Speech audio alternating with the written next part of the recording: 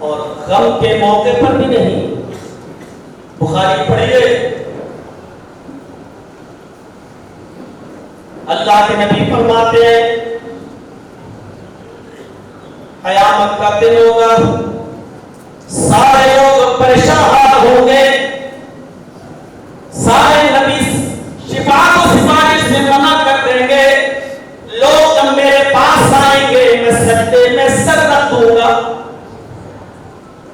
اللہ کی حمد و ثنا بیان کروں گا جتنی اللہ چاہے گا, جو اللہ میری زبان سے نکلوائے گا. اس سے کہا جائے گا ارفع رأسک یا محمد, اے محمد صلی اللہ علیہ وسلم اپنے سر کو اٹھاؤ, اے نبی اپنے سر کو اٹھاؤ, ارفع رأسک اپنے سر کو اٹھاؤ, سل مانگو تو جو مانگو گے تمہیں دیا جائے گا, وشفی تشفع سفارش کرو میں تمہاری سفارش کو قبول بھی فرماؤں گا, سفارش کرو سفارش قبول کی جائے گی. ایسے نازک موڑ پر جہاں پوری کی پوری امت نبی کی پریشان حال ہوگی, جہاں وہ تپش میں ہوگی, اللہ کے نبی ایسی غم کی گھڑی میں آپ کی زبان سے جملہ نکل رہا ہوگا, اللہم امتی امتی اللہم امتی, اللہ میری امت اللہ میری امت اللہ میری امت. ایسے غم کے موقع پر بھی اللہ کے رسول اپنی امت کو فراموش نہیں کریں گے, اللہ کے نبی اپنی امت کو نہیں بھولیں گے. جو خوشی میں بھی ہمیں یاد رکھتا ہو اور غم میں بھی ہمیں نہ بھولے, وہ ہمارا سچا ہمدرد ہے, اور وہی ذات محبت کی سب سے زیادہ مستحق ہے کہ اسی ذات سے محبت کی جائے. میں واقعات کی لائن لگا دوں گا آپ کے سامنے, لیکن واقعات کو سن لینے سے کوئی فائدہ نہیں جب تک کہ اس کو ہم اپنی عملی زندگی میں نافذ نہ کریں. علماء منبروں سے خطاب کرتے ہیں, اسٹیجوں سے بولتے ہیں, للکارتے ہیں, چیختے ہیں, ایسے مثالیں پیش کرتے ہیں, لیکن ہم دس سے بس نہیں ہوتے, جبکہ مثالیں پیش تو اسی لیے کی جاتی ہے کہ ہماری زندگی میں ہم ان مثالوں سے عبرت حاصل کریں. آپ نے حمید الدین ابو الحاکم ابن بہاؤالدین کا واقعہ سنا ہوگا, اور نہ سنا ہو تو سن لیجیے.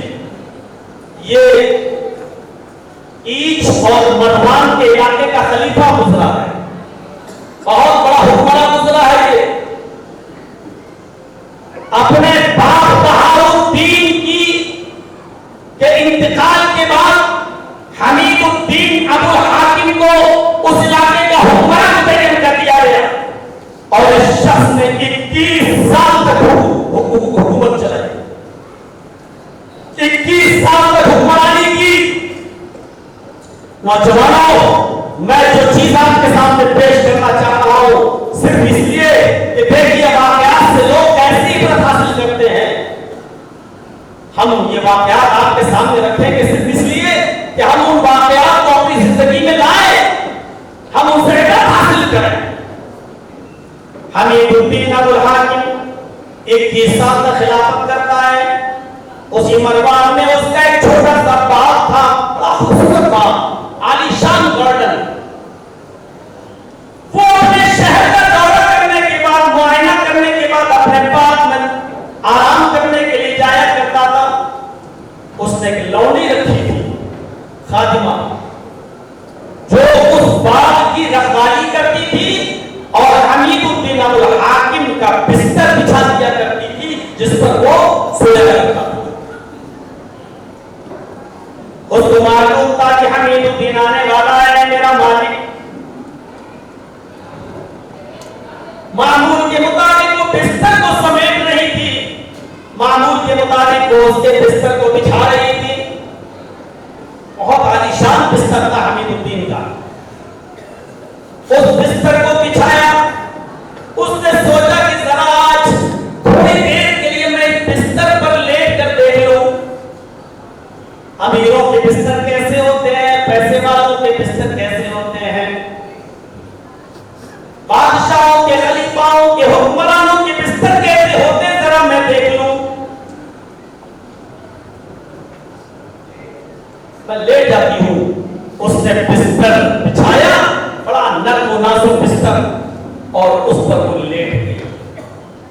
सोने की नीयत नहीं थी, बस देखना चाह रही थी कि कैसा महसूस होता है।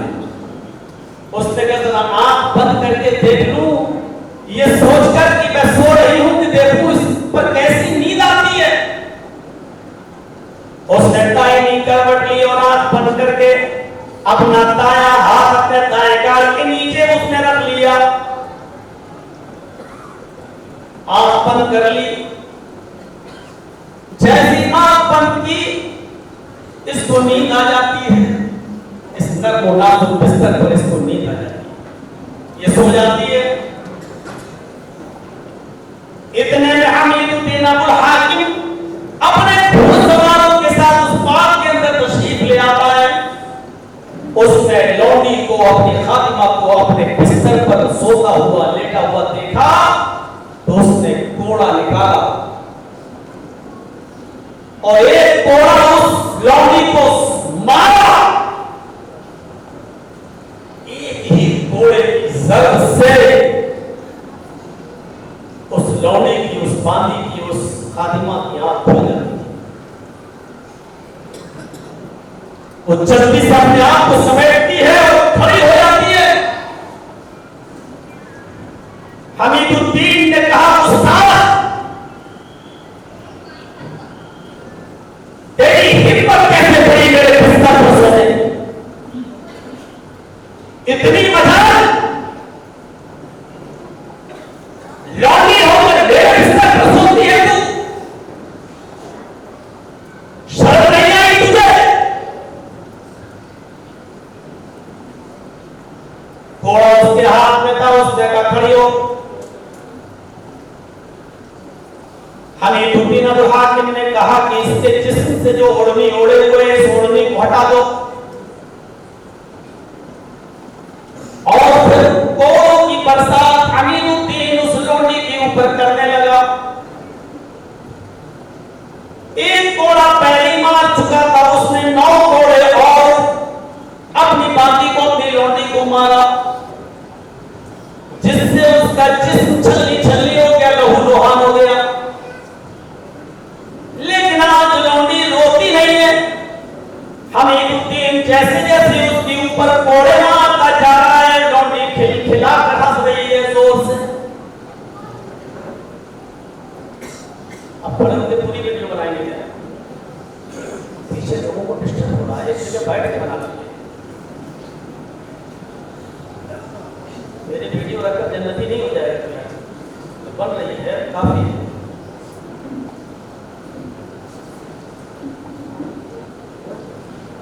हमीदुद्दीन ने 9 कोड़े जब और मारे तो हर कोड़े पर वो बांदी को लौंडी हंस रही है। दूसरा कोड़ा मारा, हंसती है।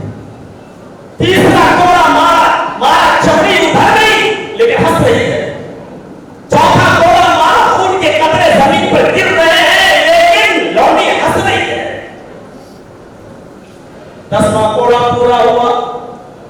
हमीदुद्दीन अबुल हाकिम ने कहा लौंडी, मैं 1-2 कोड़े से पहले तुझे कभी मारता था, मेरे कोड़े पर तू रोती थी, लेकिन आज मैं देख रहा हूं कि तू हंस रही है।